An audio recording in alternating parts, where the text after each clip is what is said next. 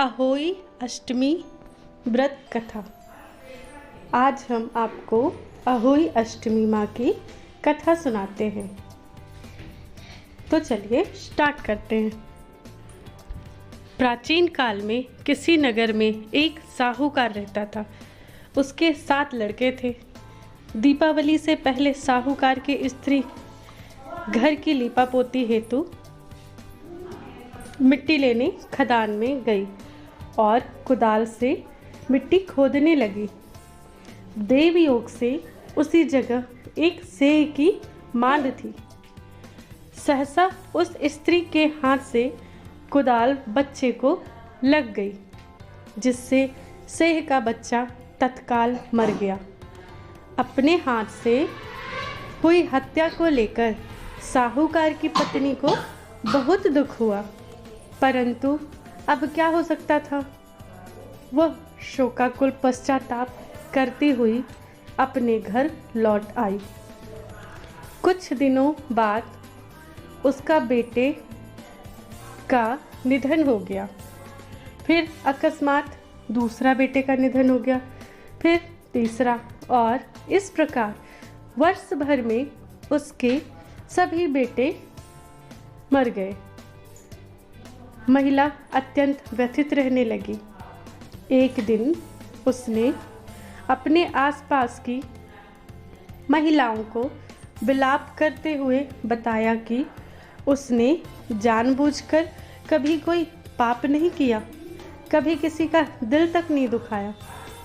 हाँ, एक बार खदान में मिट्टी खोदते हुए अनजाने में उसके हाथों एक सेह के बच्चे की हत्या अवश्य हो गई थी और तत्पश्चात उसके 7 बेटों की मृत्यु हो गई। एक ही वर्ष में उसके 7 पुत्रों का निधन हो गया और वह महिला बहुत ही दुखी रहने लगी। यह सुनकर पास पड़ोस की वृद्ध औरतों ने साहूकार की पत्नी को दिलासा देते हुए कहा कि यह बात बताकर तुमने जो पश्चाताप किया है, उससे तुम्हारा आधा पाप तो यूं ही नष्ट हो गया।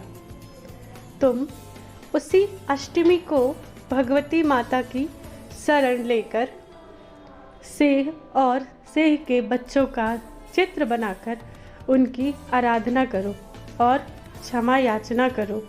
ईश्वर की कृपा से तुम्हारा पाप धुल जाएगा।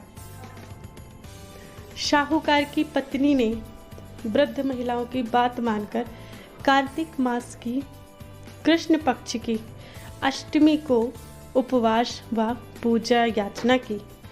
वह हर वर्ष नियमित रूप से ऐसा करने लगी। तत्पश्चात उसे पुत्र रत्नों की प्राप्ति हुई। तभी से अहोई व्रत की परंपरा प्रचलित हो गई और उस साहूकार की पत्नी को 7 पुत्र प्राप्त हुए और वह अपने पुत्रों और पुत्र वधुओं के साथ खुशी खुशी रहने लगी।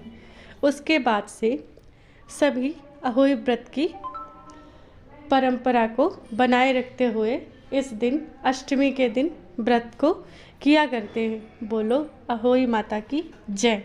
जिस तरह अहोई माता ने साहूकार की पत्नी को वरदान दिया, उसी प्रकार अहोई माता, हे अष्टमी माता, सभी पर कृपा बनाए रखना। बोलो अहोई माता की जय।